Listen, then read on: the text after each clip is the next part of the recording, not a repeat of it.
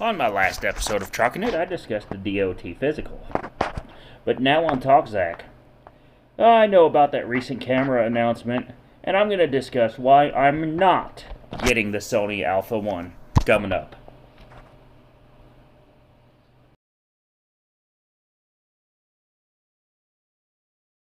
Okay, I've got 3 simple reasons why I don't want the Sony Alpha1. Frail, fast, and expensive. Let's start with frail. Yes, I know it's got a magnesium body. Yes, I know that it does have weather sealing. But come on.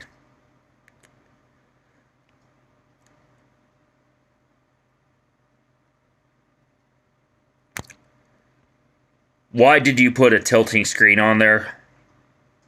Is that the best you could do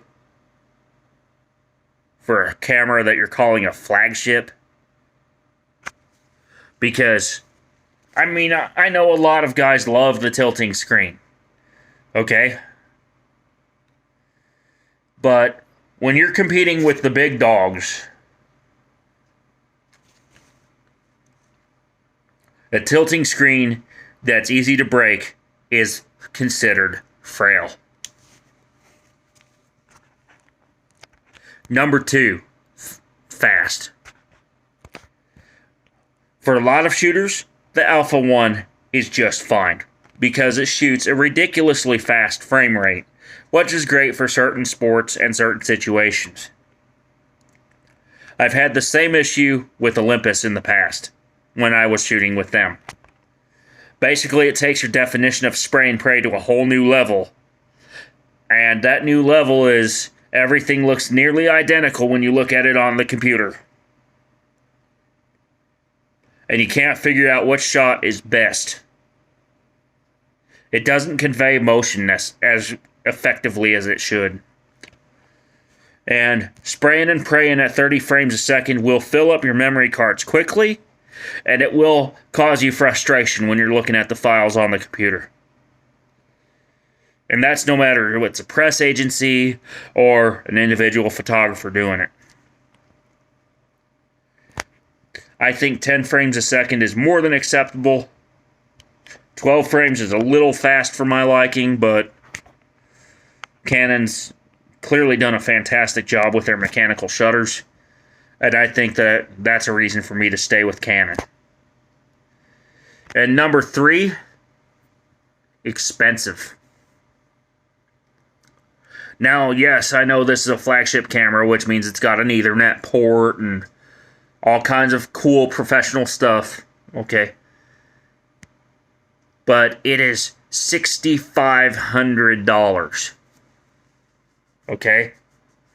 For $6,500 on Canon system, I get a camera with a grip, lenses, a case,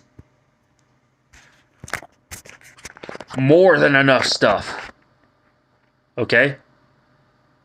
Whereas with this, I'd just be getting the camera body.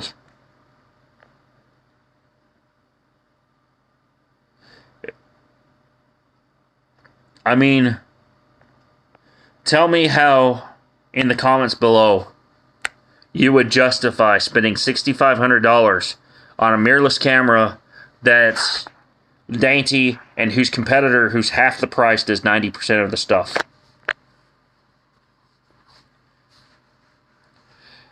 Okay? Because the Canon R5 and Canon R6 and the DSLR model known as the Canon 1DX3 are on my short list at that price point. And in my case, my price point is way lower than any of those. I really like the Canon R6 and RP models.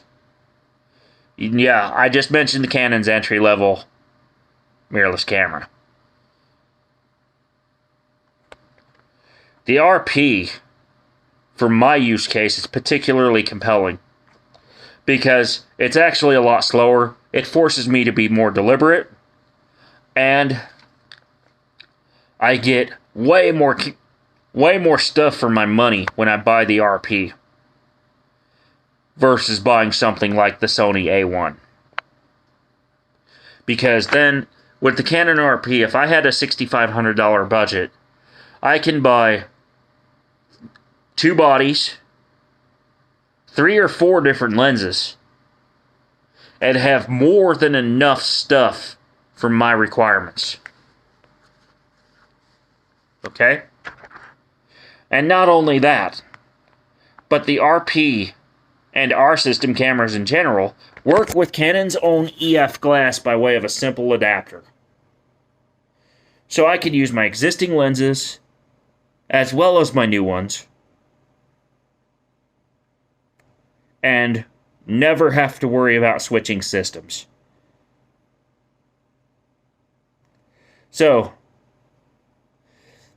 because of the price difference between the Canon RP, Canon R5, and Sony A1, let me know down below what you would buy with the money you save versus buying Sony's latest flagship. Or give me a reason to justify why you would buy that new Sony camera. I want to hear it. And until next time, y'all stay healthy, stay safe, and I'll catch you on the next episode. Bye for now.